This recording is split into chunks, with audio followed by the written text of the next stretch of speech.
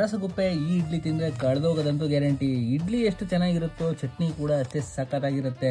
50 ರೂಪಾಯಿಗೆ 8 ಇಡ್ಲಿ, 70 ರೂಪಾಯಿಗೆ 12 ಇಡ್ಲಿ. ನಮಸ್ಕಾರ ಕರ್ನಾಡು. ಈ ಹೋಟ್ಲು 60 ವರ್ಷದಿಂದ ಶಿವಪ್ಪ ಅನ್ನೋರು ನಡೆಸ್ಕೊಂಡು ಹೋಗ್ತಾ ಇದ್ರು. ಅದಾದ್ಮೇಲೆ ಅವರ ವೈಫ್ ನಡೆಸ್ಕೊಂಡು ಹೋಗ್ತಾ ಇದ್ರು. ಅದಾದ್ಮೇಲೆ ಈಗ ಅವರ ಮಗ ನಡೆಸ್ಕೊಂಡು ಹೋಗ್ತಾ ಇದಾರೆ. ದರಸಗುಪ್ಪೆ ಈ ಇಡ್ಲಿ ತಿನ್ನೋಕೆ ಕ್ಯೂ ಅಲ್ಲಿ ನಿಂತ್ಕೊಂಡಿರ್ತಾರೆ ಕಣ್ರಿ. ಎಷ್ಟೇ ಶ್ರೀಮಂತರಾದ್ರೂ ಕೂಡ ಅಷ್ಟೇ, ಬಡವರಾದ್ರೂ ಕೂಡ ಅಷ್ಟೇ, ಯಾರಾದ್ರೂ ಆಗ್ಲಿ ಅವರು ಟೋಕನ್ ತಗೊಂಡೇ ಇಡ್ಲಿ ತಗೋಬೇಕು. ಈ ಇಡ್ಲಿಗೆ ಸ್ವಲ್ಪ ಕೂಡ ಸೋಡಾ ಇರಲ್ಲ, ತುಂಬಾ ಮೃದುವಾಗಿರುತ್ತೆ.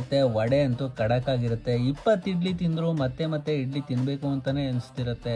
ಈ ಇಡ್ಲಿನ ನೀವು ತಿನ್ಬೇಕು ಅಂತ ಅಂದ್ರೆ ಪಾಂಡವಪುರದ ಹತ್ರ ಇರೋ ಶುಗರ್ ಫ್ಯಾಕ್ಟರಿ ಹತ್ರ ಬರಬೇಕು. ಚಿಕ್ಕ ಮಕ್ಕಳಿಂದ ದೊಡ್ಡ ಮಕ್ಕಳನ್ನ ಕೇಳಿದ್ರು ಶಿವಪ್ಪ ಅವರ ಇಡ್ಲಿ ಮನೆ ಎಲ್ಲಿದೆ ಅಂತಂದ್ರೆ ತೋರಿಸ್ತಾರೆ. ಇಡ್ಲಿನ ಪಾತ್ರೆಯಲ್ಲಿ ಬೇಯಿಸಿ ರಪ ರಪ ಅಂತ ಇಡ್ಲಿನ ಇಳಿಸಿ ಟಕ್ ಟಕ್ ಅಂತ ಅಡಿಕೆ ತಟ್ಟೆಯಲ್ಲಿ ಇಡ್ಲಿ ಹಾಕಿ ಬೆಣ್ಣೆ ಹಾಕಿ ಬಿಸಿ ಬಿಸಿ ಇಡ್ಲಿನ ಟೋಕನ್ ಪ್ರಕಾರನೇ ಕೊಡ್ತಾರೆ. ನಿಮ್ಗೇನಾದ್ರು ಮತ್ತೆ ಇಡ್ಲಿ ಬೇಕು ಅಂತಂದ್ರೆ ನೀವು ಮತ್ತೆ ಕ್ಯೂ ಅಲ್ಲಿ ನಿಂತ್ಕೊಂಡು ಇಡ್ಲಿನ ಮತ್ತೆ ಮತ್ತೆ ತಗೋಬೇಕಾಗುತ್ತೆ.